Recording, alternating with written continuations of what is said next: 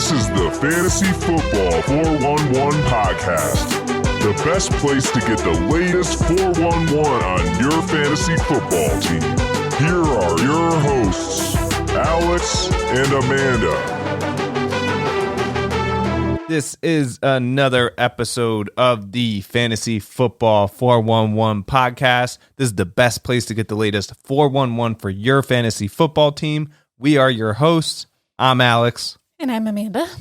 And in this episode, as usual, we're going to get into the latest 411, give you some of the best waiver picks for Week 14, and then we're going to get into the over-unders for the Week 14 matchups. That being said, here it is, the latest 411. Now, quickly, before we get into anything specific here, I had a 50-50 week in the league I thought I wasn't going to do well in. I ended up winning. I'm still kind of in the running there. If certain people lose, I'm probably out. But I think I might have a chance in that league. The other league, I should be good if I win next week. I just have to win Week 14. Hopefully it works out. What about you? Oh, are you talking about the playoffs? I'm talking about... You said next week if you win. Oh, true. Next week is the playoffs, right? Or no, 2 weeks from now is the playoffs. But you're still in both leagues. In the playoffs? In the winning this week? In the running. Okay. Yeah, yes. Right, in the running. Okay. So, and you won in one league or? As long as Singletary doesn't get 22 points tonight, I should be able to win. You need him to, don't you? Or no. I see what you mean. Yeah, I remember that. Yeah, so I think you're safe because I'd be shocked if he gets 22 points on the Patriots, especially on the Bills offense. I actually texted somebody earlier and said that this is the only time I'm ever going to root for the Bills against the Patriots because I'd rather have the Bills lead that division than the Patriots. Obviously, we're recording this before that game, so if we don't mention anything about that game, that's why. But let's get into some fun stats. Quarterback Tom Brady threw for 38 for 51 for 368 yards and 4 touchdowns with 1 interception. I mean, if you throw for 368 yards, I think you're allowed to throw 1 interception there. Yeah, dang. Kirk Cousins, he threw 30 for 40 for 340 and 2 touchdowns. Running back Jonathan Taylor rushed 32 for 143 for 2 touchdowns and 1 fumble. I'm including that 1 fumble in there because I'm playing the Jonathan Taylor owner in the league that I'm actually doing okay in this week, and he's on bye. So I think I'm safe or better off without Jonathan Taylor in there. Definitely a player in the beginning of the season that I knew was going to be good, but you couldn't really draft him at the 2 or 3 position in the draft. Now on you can, but it was tough to do this season, but now you see why you could have. Running back Sony Michel rushed 24 for 121 and 1 touchdown. Wide receiver Justin Jefferson received 11 for 182 and 1 touchdown. Tight end George Kittle received 9 for 181 and 2 touchdowns. Yeah, so the 2 I will point out, Sony Michel obviously only had that game because of Darrell Henderson's injury. But and George Kittle, same type of situation without Deebo Samuel in there. He was able to get like 39 fantasy points on a week where I had him, but didn't matter because I lost by so much. Let's get into some injuries. Go. You could start this one. So wide receiver Allen Robinson did not play this week due to his hamstring injury. And then the few of these that you're going to hear, the next few are going to be, they didn't play because of this. You know, if you didn't already know, might have been something we didn't announce on last episode last week. But the second one is quarterback Jalen Hurts didn't play due to his ankle injury. And Daniel Jones didn't play due to his neck injury. DeAndre Swift missed Week 13's matchup against the Vikings due to a shoulder injury after leaving in Week 12's game early, which helped out Jamal Williams. I think he had a decent week. Mm-hmm. I thought he was going to do better, but... Right. Melvin Gordon missed Week 13 due to his hip and shoulder injury. Which Javonte Williams saw the benefit of that. Yeah. Which next week they're playing the Lions, I believe. So hopefully Melvin Gordon just decides to rest another week because Javonte Williams I have in one league. J.D. McKissick's concussion ruled him out for week 13. Should be okay for week 14 with a concussion, but I mean, Antonio Gibson's looking pretty good there without him. So Taysom Hill received a finger injury. I put picked up on purpose. He got a finger injury There you and may miss some time. Yeah, that was the one I saw. He dislocated it. Looked kind of ugly. We'll see. I mean, I don't think taping's going to do anything. So, yeah, he could miss time. Wide receiver Corey Davis suffered a groin injury and may miss a week or two as well. Oh, this one hurt me. Adam Thielen is expected to miss 2 to 3 weeks with his high ankle sprain. And I believe it's a grade 1, so you're looking at more like 3 weeks. But quarterback Joe Burrow dislocated his pinky. Saw that one too. That was bad. That was actually worse, I think, than Taysom's, but I could be wrong. He could miss some time, but currently he's optimistic to play week 14. But one thing we heard earlier, he needs a glove if he's going to try to do that. If he tries to just tape it up, it's not going to work because the football just doesn't get thrown the right way when you just tape it up instead of using a glove. Another one worth noting here, I didn't put here, running back Kenyon Drake broke his ankle, and it might be either his foot or his ankle. He's out for the rest of the season, so Josh Jacobs is the running back 1 for Vegas moving forward. Yeah, and running back Jeff Wilson left with an undisclosed injury, and I just checked, and there's no updates on what his injury is. So stay tuned on that. And the final one is quarterback Tyrod Taylor tore ligaments in his left wrist. Unsure if and how long he'll be out. Not looking good for any Houston Texan because for as long as he's out, you have Davis Mills in there, and that's not really doing you any favors. Not that Tyrod did you any favors this week anyways. I mean, they got shut out, but it's an ugly situation. I mean, if you're rostering a Houston Texan and you still don't, if the trade deadline doesn't exist in your league, you might be able to get rid of Brandon Cooks, but otherwise you might have to bench him moving forward. One that's not on here that I just noticed actually, tight end Logan Thomas on the Washington football team was feared to have torn his ACL. Turns out MRI today was optimistic that he didn't, but it's still a significant injury. I'm probably going to drop him in my league, but it's worth noting, especially because there's only a few more weeks left, that you're probably not going to want to stash him right now. It seems like he's injury prone and fragile, but that's the latest of the injuries in the latest 411. Let's get into some waivers.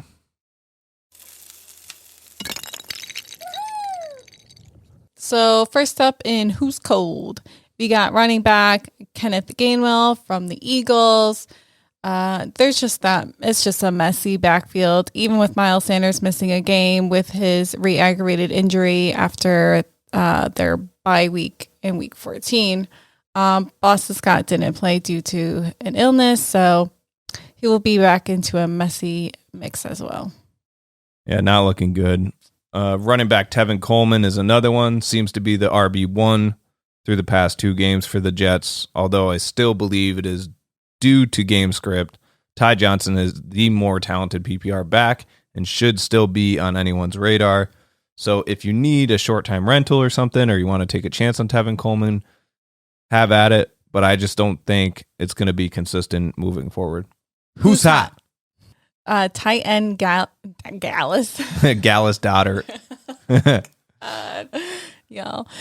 Tight end Dallas Goddard. He averaged about 5 targets a game, and with some decent matchups after this week 14 bye, Goddard should be a tight end 1 rest of season. You know what? I'm actually targeting him. He might not be on your waivers. He's actually owned in a lot of leagues, but I kept him here because he's on our waivers, and he's actually on certain people's waivers. I'm dropping Logan Thomas for him. I think he's a great, the thing that's getting me is the fact that Gardner Minshew was quarterback this past week. So it's like, okay, yeah, but does he have that same chemistry with Jalen Hurts? Because if you look at the past few games, it didn't really look like it. Like, his numbers weren't as high as 28 points of what he got with Gardner. So I'm curious to see how that's going to be, but it does seem like the game plan is kind of like utilizing him as much as possible. So hopefully that's going to be the same moving forward. Jalen Hurts, I'm going for him. I suggest you do as well. That's why he's here.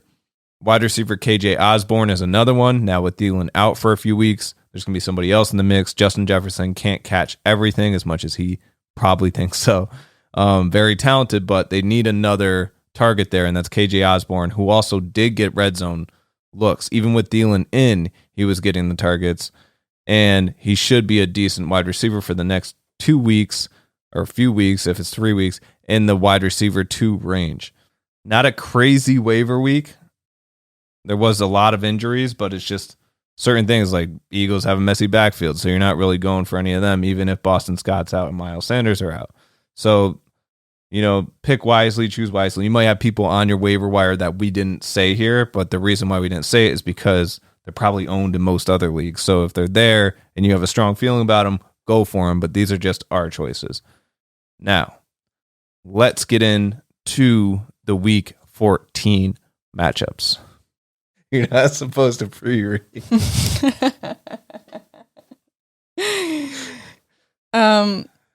Per my notes here, it says there's a reason Alex's parents named him Alexander the Great. After Alexander the Great. Oh, sorry. He smoked me in Week 13's over and unders 6-2. Wow. That was like a compliment. I did not mean it. Okay. I always win those over and unders, and the one time I smoked ya. You win. I smoked ya. Ugh.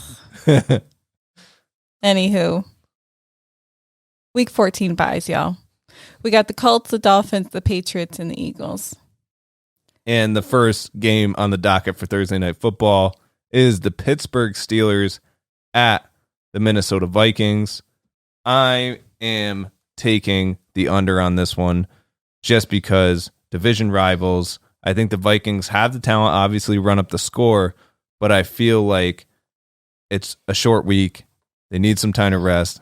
Vikings are coming off of a loss to the Lions. Yeah, I'm going to take the over on this one. Are you? So Cowboys at Washington Football Team with a 48.5 over and under. We both went over. Yeah, I feel like it's going to be a competitive matchup. Both are going to ball out. Seattle Seahawks at the Houston Texans, over and under 43.5. I went under on this just because Texans aren't really a team right now. They're not putting up any points. It's totally going to be one-sided in my opinion, and all the points are going to come from the Seahawks. Yeah, I went over, but I could definitely see this one going under. I just think this could be Russell's kind of get back game. Comeback game. Get back. The Las Vegas Raiders at Kansas City Chiefs with a 51.5 over and under, and we both took the over. Talking about a comeback game, I think this could be Mahomes, and I think he could put up more than 13 points. I think he could put up, this might be the game where they're actually airing it out and being the Chiefs that we once knew. That's my projection. I think it's bound to happen at some point this season, and now's the time. Why not? Mm-hmm. The New Orleans Saints at the New York Jets, over and under is 43.5. I'm going over on this just because I liked how the Jets looked this past week. They made less mistakes than they did the week prior. They're playing the Saints, who have a good defense, but the offense isn't that great. So I could say, especially if Kamara's still out. If Kamara plays, then it might look a little rough, but especially depending on who's at QB for the Saints. But I think it's going to be a good game. I'm hoping the Jets win this one, and I think the score is going to be, just below 43.5. Or, my bad, just over 43.5. What did you do on that one? Oh, I took the under just because. No faith. Just because. No, 43, I don't know. I don't see it getting that high, so. The Falcons at the Panthers with a 43.5 over and under, and I took the over. Yeah, I went under on that. But I also can see this going under because of the Panthers defense. Well, the only reason I went under on it was just because of Cam Newton's play. Like, if he's going to be the QB and he's going to be like a ball hog and not hand it off or anything like he didn't do last week, I think Falcons easily take this one. I could totally see this game going over and have it be competitive on both sides if Cam decides not to be a ball hog and accurate passing the ball. But I'm going to go under on that. You're going over? Mm-hmm. Yeah. New York Giants at Los Angeles Chargers, 45.5 over under. I'm going under on this just because who knows what's going on with Daniel Jones's neck during this, by Sunday. And also, hypothetically, even if Daniel Jones plays, I feel like Chargers defense showed up this past week. And I feel like they're going to do it again against the Giants. Giants have a decent defense, but I feel like Justin Herbert versus the Giants defense isn't really, I don't think they're going to shut Justin Herbert down. So I think it's going to be under, but I think that the Chargers take this one. I just don't think it's going to be a high score. What about you? I took the over. I think the Chargers could easily just keep this game going. But who's the Giants' backup? Is it Gollum? Glennon. Gollum. Yeah, their backup is Gollum. Oh, jeez. So, yeah, Mike Glennon, and he's not that great. Yeah. So I think the Chargers will run all over them if he's in there. Sorry, Mike Glennon. Mike Gollum. Gollum. The Lions at the Broncos with a 43.5 over and under. Yeah, I took the under on that. Makes sense. I mean, most people would take the under on that, I would think. The only reason I'm taking the over on it is because the Lions showed up. Oh, I thought you were going to say... What? What do you always call these games? Oh, trap game. Yeah. No, this is like the opposite. This would be like the game where it's like obvious, But like, I guess it could still be considered a trap game. But for me, they showed up against the Vikings. Like, I feel like Goff played a good game. Amon-Ra St. Brown is on a high right now. If the Broncos cornerbacks don't shut them down, then it's going to be a good shootout game back and forth, I think. But I could totally see the under on this as well. San Francisco 49ers at the Cincinnati Bengals. Over-under on this is 47.5. We both took the under. I think it's going to be a competitive game, but I just don't see the score going that high. Mm-mm. And then we have the Bills at the Bucks with the 52.5 over and under, and we both took the over. Yeah, 52.5 is a high number. So rarely am I ever going to take the over on that. But this is one team that airs the ball out versus another team that has like an infinite amount of weapons to use. So 52.5 seems like a number that they could easily get over if they're playing to their full potential. So I hope we're right on this, but I could totally see this being a trap game and being under. Why that one? I don't know. It's just the easiest one for me to hit. Hey, whatever. I'll take it. Chicago Bears at the Green Bay Packers, 44.5 over under. I'm taking the under on this just because they are division rivals. I think it's going to be competitive, but Bears offense doesn't look pretty unless you're David Montgomery. So, yes, he'll put some points on the board, but if they're going to air the ball out at all, I think the Green Bay defense can shut them down, keep the score low, but still win the game. Yeah, I agree. I hit over because I was in a rush, but yes, I agree with the under on that one. So you're taking the under. Mm-hmm. Okay. But you can leave that in there in case it does come to be an over, and then I would win. All right, fine, because it's probably going to be under, so I'll win. Monday Night Football, we have the Los Angeles Rams at the Cardinals with a 51.5 over and under, and I took the over. Yeah, I'm going under on that. I think that's a trap game. I think we'll just hit a different one every time. But I think... that's a long laugh. Stop laughing at me. Wow. So intense. Wow, they're still going. Okay, we're good. So anyways, the Rams obviously have the potential. Cardinals have the potential to go over 51.5, like I said about the Bills game. But difference is Monday Night Football, usually your expectations aren't exceeded on Monday night. Usually it's the opposite. I've seen trap games happen often on Monday night. I'm banking on this being one. Going under on this. I'm excited for this game. Yeah, that's a good one. Good one. Yeah. Yep. Exactly. Yep. Mm-hmm, yep.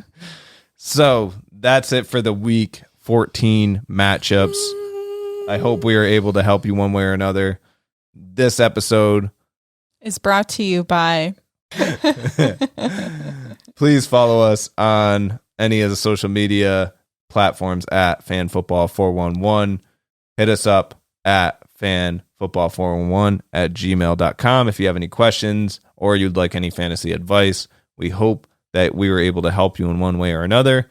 Season's almost ending, so please go follow us where you're listening to us. Subscribe on YouTube. Thank you for tuning in.